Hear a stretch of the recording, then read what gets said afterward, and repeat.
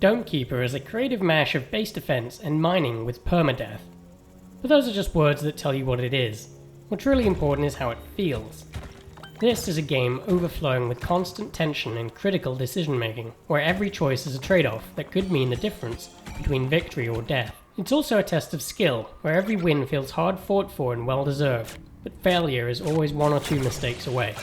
I love how sparse the whole game is. The 20-second intro is a masterclass in brevity. You're some sort of thing that crashes into a planet, immediately sets up a glass dome, and you instantly set to work mining. It's amazing how little backstory you need to set something up, and the idea that less is more permeates through every aspect of the game design.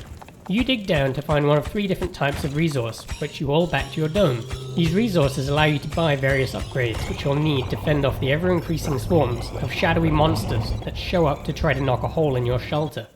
Initially everything is very close to the dome, but as you hollow out the ground below, it takes progressively longer and longer to make each run to gather resources, and so difficulty ramps very organically. There's another problem too, a wonderful exercise in trade-offs. You can uncover a large valuable cache, but each unit you try to take back slows you down as you try to make the ascent back to your dome. Will you make it back just in time? Or will you need to jettison some of your load, giving you fewer resources to buy your much needed upgrades? There's an incredible pressure as you mine, all while keeping one eye on the monster meter ticking down to the next wave. And there's an incredible weight to that decision to mine just a little more, or to sprint back to the dome to be there just in time to fend off the next wave. As you mine deeper and wider, you'll uncover gadgets which are big technological leaps forward in terms of helping you survive. For each gadget you uncover and retrieve, you'll get to make another deeply consequential decision between one of 2 different technologies, or scrapping it for cobalt, which is used for repairing the dome. Getting everything back in time is just one part of the struggle. The unlock tree is so extensive it's technically a forest. Seemingly, every detail of your dome defense and mining operation can be upgraded. The primary weapon, your jetpack/mining tool, and the dome itself each have their own tree. Then, each gadget that you find also has its own unlock tree. There's even more. There are various auxiliary augmentations to unlock, like a secondary AI-controlled laser, or a reflective pad that knocks back ranged projectiles. Each of these has their own mini-tree of improvements. If it all feels overwhelming, I think that's kind of the point. The core of the game lies in these tough choices you have to make with limited resources. These decisions are agonizing because of the clear opportunity cost and what it might mean for confronting the next wave. But they're also meaningful, and that's a rare hallmark of good games. Your next choice is always going to have a direct and significant impact on your chances of survival and victory. The tower defense part of the game is where some skill and dexterity are required. The dome is equipped with a laser that circles around its periphery. Holding down the right trigger shoots a stream of monster-frying laser, but it slows down your movement rate, so it's best to move then shoot, rather than try to move and shoot. There are a good variety of differentiated enemies: fast swarms, ranged flyers, slow melee brutes. Each requires a slightly different fighting tactic. Sometimes it's a satisfying victory, as you efficiently nail all of the enemies before they can make even a slight dent in the dome.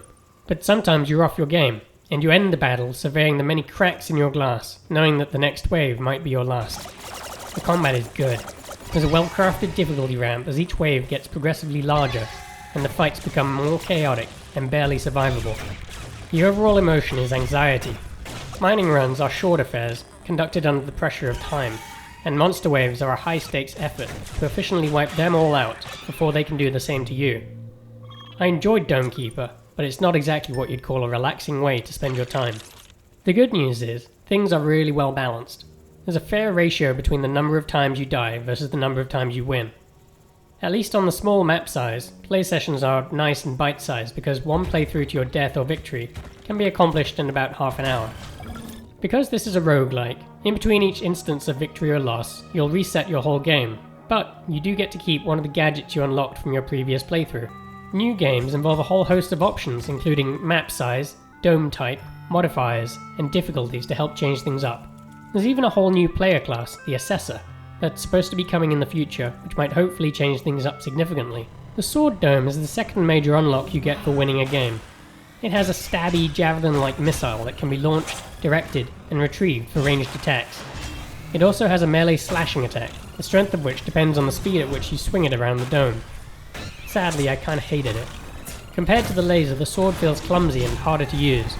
I can see how putting the harder to master weapon later in the game makes sense, but it felt like a step back to go from the smooth, slick operation of the laser, and a strange kind of reward for winning. At least it feels significantly different from the laser. The graphics are a minimalist kind of pixel art, which works really well for this game. The particle effects are great, hot glowing ember pixels that exhaust out of your jetpack and fade into the dark of the mine, or the leftover traces of a laser as it crackles and fades against the blackness. The muted color palette is perfect for this world, and I loved the backdrops that seem to tell their own story about ancient lost civilizations. This is a tightly crafted little game, made by a team of 2, that knows exactly what it is, and trims the fat of everything else that it isn't. It executes its highly refined game vision extremely well, but this strength can also be a potential weakness for some. What's there is fun for a while, but it leaves you wanting more, and there really isn't more. The various unlocks add neat twists to the core gameplay, but don't do much to change the overall experience, which threatens to become overly repetitive. Dome Keeper doesn't do a lot, but what it does do, it executes with masterful, pinpoint precision, and you'll need to weigh that against its price to decide if it's worth your time and money.